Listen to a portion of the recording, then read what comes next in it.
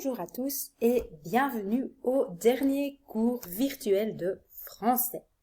J'espère que vous allez bien et ici tout va bien avec moi et le bébé, regardez, le bébé grandit bien, vous voyez, en super forme. Voilà, donc on se reverra bientôt à l'école et je suis très contente. Nous allons commencer par la correction de votre devoir à la page 83.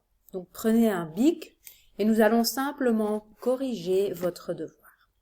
Page 83 et voilà, c'est parti.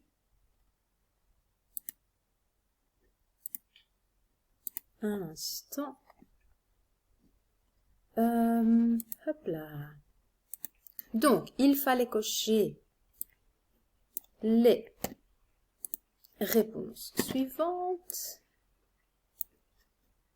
Voilà.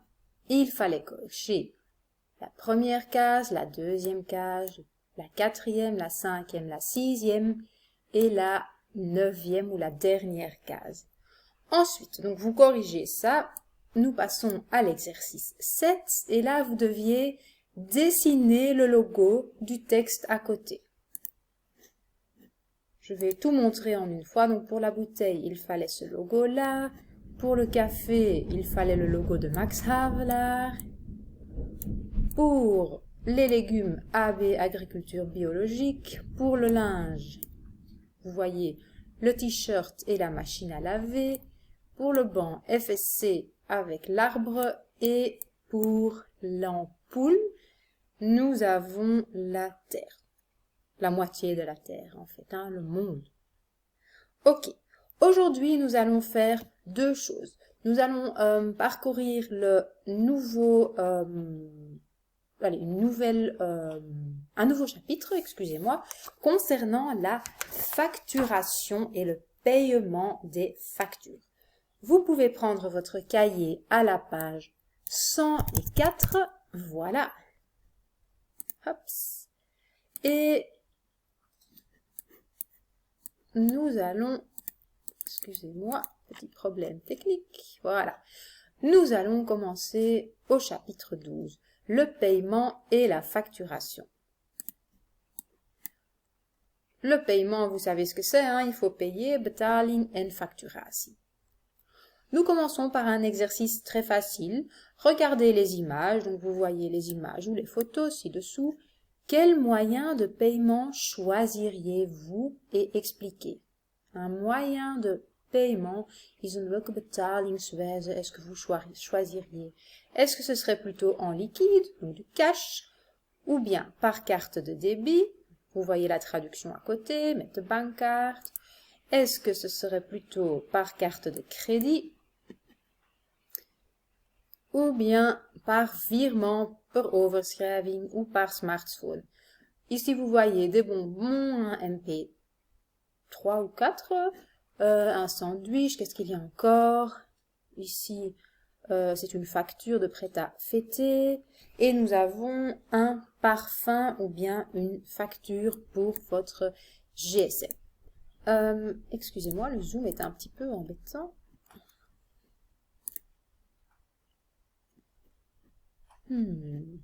Excusez-moi. Ok. Donc, ici, il faut simplement, vous allez me dire, par exemple, les bonbons, on peut payer en liquide, on peut payer par, je crois que les bonbons, c'est plutôt par liquide. Réfléchissez, un MP3, on peut payer par liquide ou en liquide, aussi par carte de crédit si on veut, par carte de débit. Donc, réfléchissez pour vous-même comment vous pourriez payer les différents services ou bien les différentes factures. Ok. Ce qui est très important, c'est le petit cadre vert. Allez.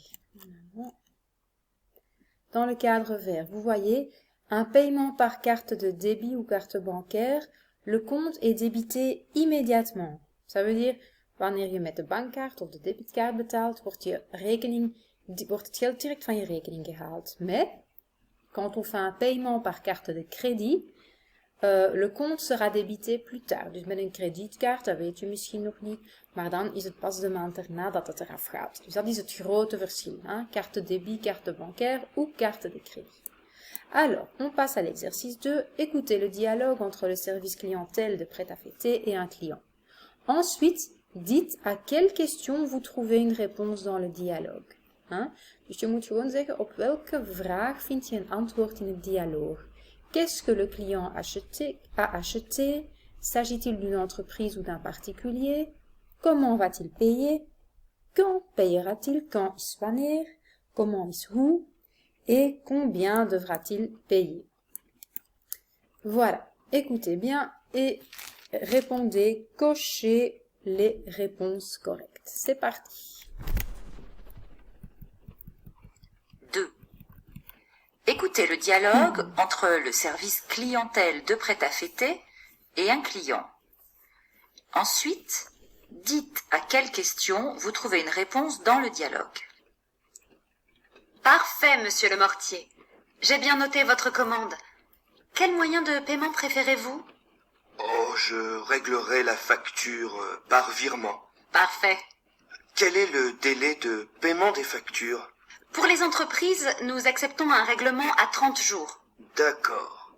30 jours fin de mois ou fin de mois de livraison? Fin de mois. Mais si vous le souhaitez, il est possible de payer en 3 fois sans frais. Je préférerais cela. Merci beaucoup.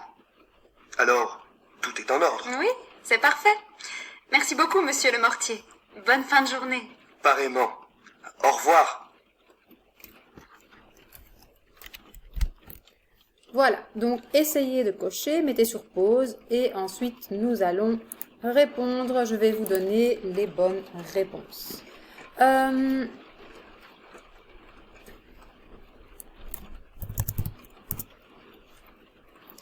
Donc, les bonnes réponses étaient...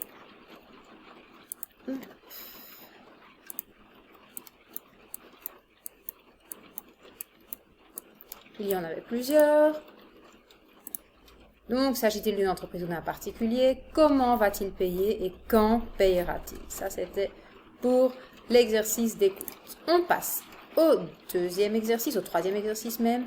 Réécoutez le dialogue et lisez-le en même temps. Ajoutez les mots manquants, ensuite jouez le dialogue. Het is hetzelfde dialoogje als daarnet. Dus ga terug naar voren, luister opnieuw en vul gewoon de tekst aan met de woordjes, oké? Donc, règlement à 30 jours, en 3 fois, par virement, fin de mois de livraison, moyen de paiement et délai de paiement. Pour le vocabulaire, vous pouvez voir l'explication en dessous. Donc, vous voyez ici le dialogue. Retournez à la première écoute et complétez le dialogue. Je vais déjà vous donner les réponses. Donc, mettez sur pause et on y va.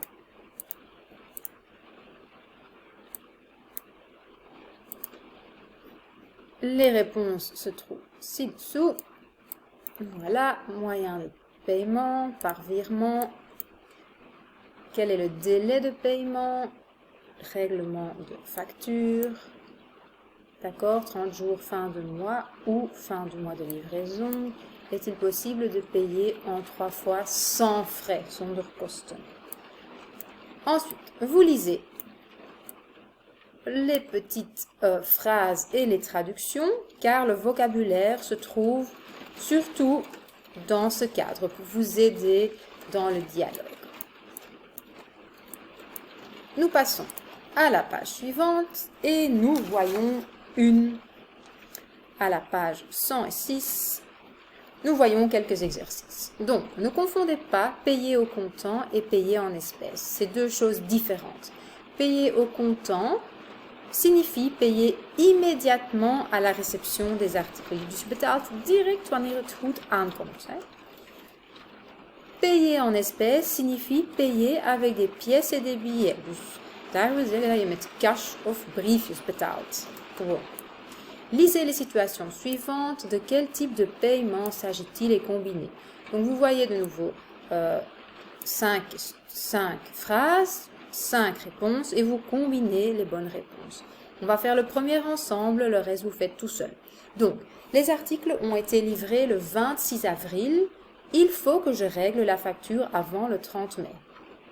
Donc, une réponse pourrait être un paiement par carte de crédit, un paiement au comptant, un paiement en espèces, un paiement à 30 jours fin du mois de livraison ou un paiement à 30 jours. Ici, vous voyez, on est à 30 jours, donc c'est en effet la réponse D qu'il faut mettre, donc un D. Mettez sur pause et complétez le reste des exercices. Et ensuite, je vous donne les réponses.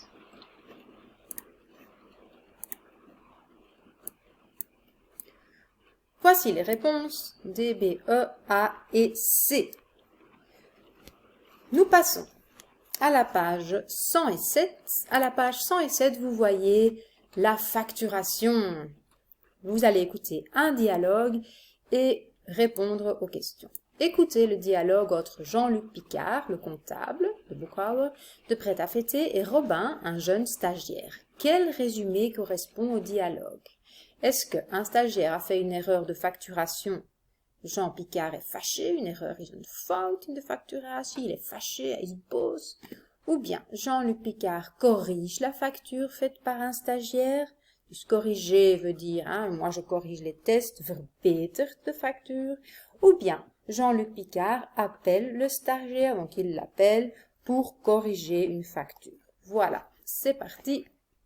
Écoutez bien une réponse possible. 8.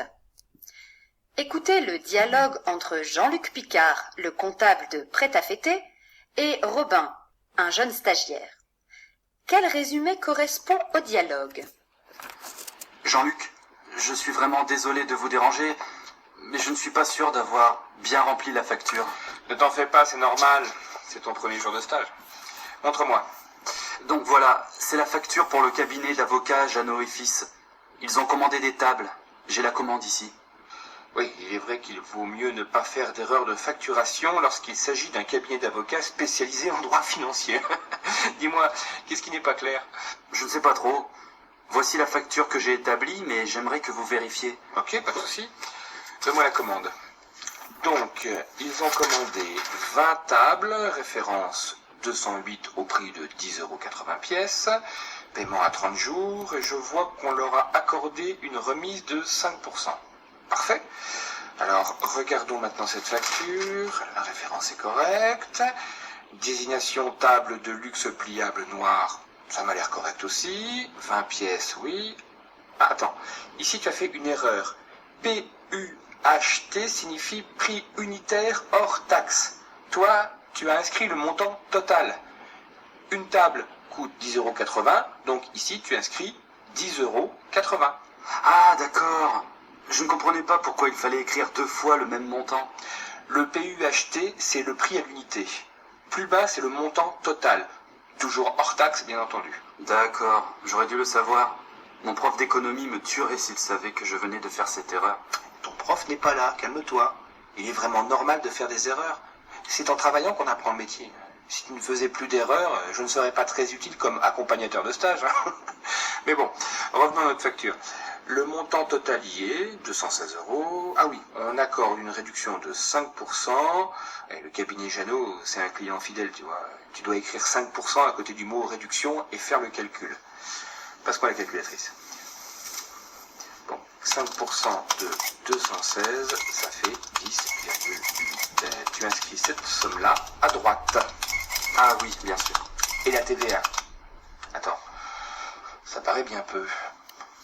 Tu as compté un taux de 21%? 21%? Non. Je pensais que c'était un taux de 6% pour les entreprises. Oui, bien sûr. En fonction du produit, ça peut varier. Mais les services, c'est toujours 21%, même pour les entreprises. Oh, s'il ne m'avait pas tué pour ma première erreur, cette fois-ci, il n'aurait pas hésité. Dis Robin, aie un peu plus confiance en toi. Tu feras encore d'autres erreurs, mais pas 2 fois la même. Hein. Donc voilà, pour obtenir le montant net à payer, il suffit de faire le calcul maintenant. 216 € moins la réduction de 10,80 € plus la TVA, donc plus 43,09 € égale 248,29 €. Merci beaucoup pour votre aide. En tout cas, je vois très bien pourquoi on vous appelle la catch. Et vous avez sûrement trouvé que c'était la réponse Jean-Luc Picard corrige la facture faite par un stagiaire. Ensuite, à l'exercice 9, regardez la facture. Il y a une facture ici, en dessous, où se trouvent les informations suivantes et indiquez-les. Het adres van de bestemmeling, waar vind je dit? Hein? Vous pouvez entourer et peut-être mettre 1 à côté, dus misschien allemaal nummertjes van 1, 2, 3, 4, 5, 6, 7. Et vous allez chercher où se trouvent ces informations sur la facture. Mettez sur pause et essayez de le faire seul. Et ensuite, nous corrigerons ensemble. Voilà pour la correction. 1, c'était l'adresse.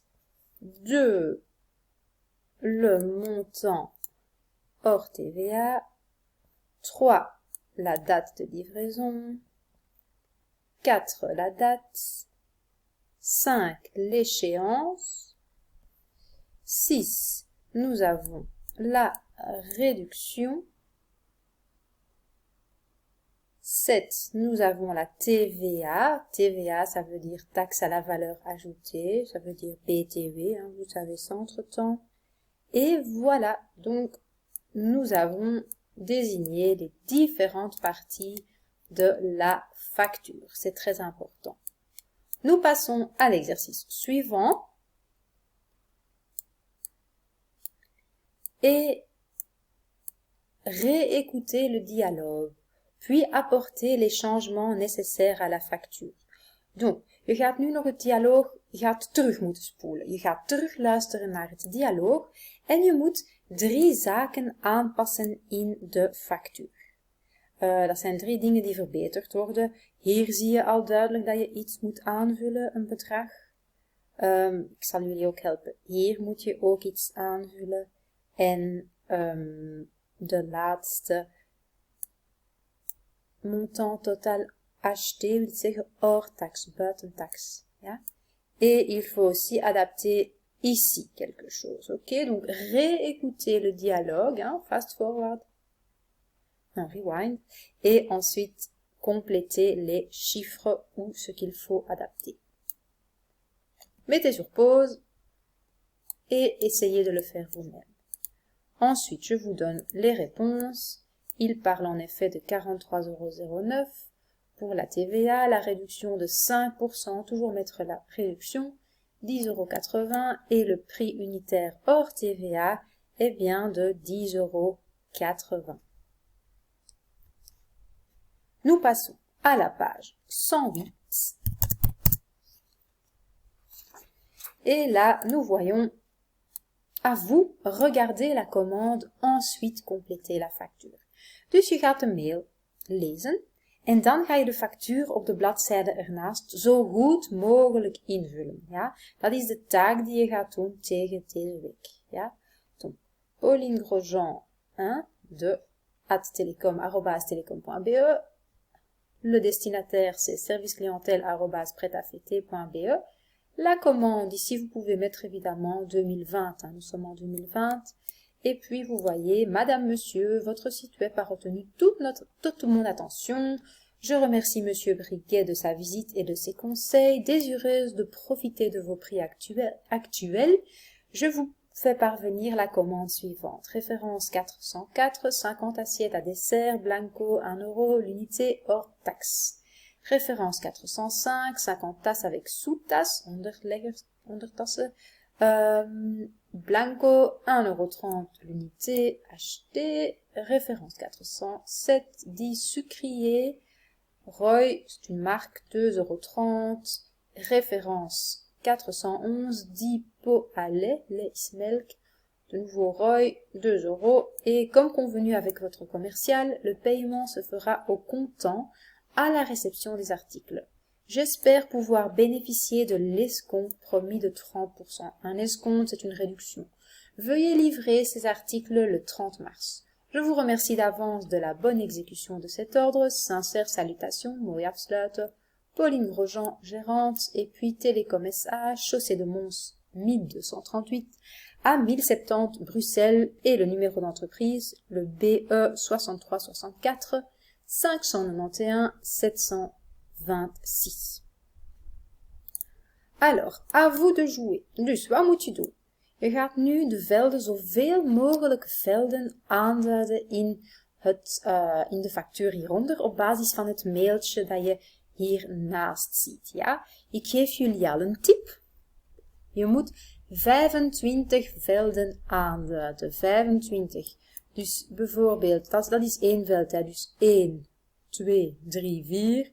En je gaat zo verder. Dus 25 velden moeten aangevuld worden. Je kan een tip bijvoorbeeld. Ga terug naar pagina 107 kijken. Daar kan je ook wel wat hulp gebruiken. Kan je ook inspiratie opdoen van waar wat moet staan als je wat verloren bent. Zo. Dus je mag dat meteen opschrijven in je schrift. En dan mag je daar een foto van maken en dit uploaden in de map van deze week. Ziezo. Dus dat is voor de taak rond la facturation. Succes ermee! Bonne chance! Nous passons au prochain chapitre, à la page 132. Et nous voyons le titre « Prêt à fêter au-delà des frontières ». Au-delà des frontières veut dire over de grenzen heen. Nous allons écouter un dialogue et vous allez répondre aux questions. Donc, écoutez la conversation téléphonique suivante. Ensuite, indiquez les personnes, le matériel et le pays dont on parle. Oké? Dus hier ga je schrijven, hieronder schrijf je gewoon het land waarover dat er wordt gesproken. Dan ga je kiezen welke persoon ze aan de lijn hebben. Vervolgens ga je ook aanduiden welke zaken er worden besteld of nodig zijn. Oké, c'est parti. Écoutez la conversation téléphonique suivante. Ensuite, indiquez les personnes, le matériel et le pays dont on parle. Bon, Simon, je te passe Anne Candré. Très bien, Julie. Allô, Madame Candré? Ici Simon Bringuet du service location. Bonjour, monsieur Bringuet. Le 4 juillet, nous avons l'intention de nous marier à Florence, en Italie. Nous aimerions savoir si vous organisez également des fêtes à l'étranger. Oui, bien sûr. Nous réalisons tous vos rêves, même au-delà des frontières. Parfait. Alors, nous aimerions louer une tente chapiteau et 8 tentes abris. D'accord. C'est noté. Nous voudrions également louer des flûtes à champagne et de grandes assiettes plates pour 90 personnes. Disons 100 assiettes et 100 verres, au cas où. C'est une bonne idée. Vous avez une adresse mail? Alors, je vous envoie une offre par mail avec tous les détails. Je vous donne l'adresse de ma fiancée. C'est lise.goris@hotmail.com. Pourriez-vous épeler Goris? Bien sûr, c'est G comme Gérard, O comme Oscar, R comme Raoul, I comme Irma et S comme Suzanne. Encore une dernière question, monsieur Bringuet. Oui, je vous écoute. À la fin de notre mariage, nous aimerions faire envoler des ballons gonflés à l'hélium. Pourriez-vous également vous en occuper? Absolument, vous pouvez compter sur nous. Excellent! Alors je vous envoie notre offre aujourd'hui. N'hésitez pas à nous contacter si vous avez encore des questions. D'accord. Si vous acceptez notre offre, je vous rappellerai pour fixer les derniers détails. Je vous remercie, monsieur. Non, il n'y a pas de quoi. Au revoir. Au revoir. Ok. Je pense que vous avez tous compris que le pays c'était l'Italie. Donc vous notez l'Italie. Je fais un petit zoom. Oups. la personne allait se marier en Italie et il parle en effet de c'est une dame que vous avez en ligne et elle parle de ma fiancée, donc ce sont deux femmes qui se marient. Et puis elle commande en effet des flûtes de champagne, des tentes et également de quoi pour gonfler les ballons à l'hélium. Voilà. Pour l'exercice 2, nous passons écouter une seconde fois cette conversation. Dus je gaat terugluisteren naar het dialoogje en je vult hier de gegevens aan van de persoon die de bestelling doet. Ja? Donc ici, vous savez que vous avez besoin d'une adresse mail, le nom de famille. Donc réécoutez et après je donne les questions. Het is gewoon belangrijk dat je eerlijk bent naar jezelf toe. Luister gewoon opnieuw. Probeer zoveel mogelijk in te vullen. En dan kan je verbeteren. Voilà, donc vous voyez ici, ils ont épelé, hein. Ça s'appelait G comme Gérard, O comme Oscar, etc. Nous voyons Madame Goris. À l'occasion de votre mariage, le 4 juillet, vous pouvez mettre 2020 en Italie. Et là, vous voyez ce qu'ils commandent. Et on termine par le service location. Ok, nous passons aux deux dernières pages. Donc, nous allons prendre la page 134. Oups, 134. Que faut-il faire? Donc, c'est un devoir. Dat zijn taken. Dus zowel pagina 134 als pagina 135 ga je zelf aanvullen. En dan opsturen via foto naar mij. Via de uploadmap. Dus l'emballage. L'emballage wil zeggen de verpakking. Pour mieux protéger les emballages et leur contenu is de inhoud, on utilise différentes étiquettes. Regardez-les attentivement, puis combinez-les avec leur explication. Donc, les étiquettes de manutention, dus je hebt rechtop houden, breekbaar, beschermen tegen vocht, niet stapelen, bevroren houden, beschermen tegen licht, warmte en niet met breekmes openen. Je ziet hier dan staan ne pas empiler, sens de chargement, tenir surgelé, ne pas ouvrir avec le cutter, fragile, crainte d'humidité, tenir à l'écart de la chaleur. Als je bepaalde woorden niet begrijpt, zoek je dat eventjes op in een online woordenboek en dan verbind je natuurlijk de juiste Nederlandstalige benamingen met de Franstalige etiketjes. Dan gaan we verder naar, dus dat maak je als taak. De volgende oefening ook hetzelfde. Les étiquettes de danger, dus etiketten die gevaar aantonen, ontvlambaar, oxiderend, giftig, bijtend, explosief, gevaarlijk voor het milieu, kankerverwekkend, gassenonderdruk en irriterend. En hier heb je in het Frans cancérogène, corrosif, gaz, sous pression, irritant, comburant, explosif, toxique, inflammable, dangereux pour l'environnement. Wat je niet begrijpt, zoek het eventjes online in Google Translate op. Dat is belangrijk dat je ook een beetje je plan leert trekken, omdat niet alle woordenschat erin in de cursus staat. Je vult dat aan. Oefening 5 moet je niet doen. En dan gaan we naar de laatste bladzijde, pagina 135, le transport. Dat is pure herhaling. Hè? Regardez l'illustration ci-dessous, dus kijk naar de illustraties hier beneden. Ensuite, dites de quel mode de transport il s'agit, mettez un chiffre dans la bonne case. Donc, nous avons le transport routier, le transport fluvial maritime, le transport ferroviaire et le transport aérien. Dus je ziet gewoon hier, hè, je hebt 1, 2, 3, 4 vakjes en je zet bij elk vakje het juiste nummer. Dus dat is ook een taak, fotootjes sturen, het maken van de oefening als je klaar bent en het uploaden. Wat hier belangrijk is, is nog, je mag je fluo nemen, transport multimodal. Wat wil dat zeggen?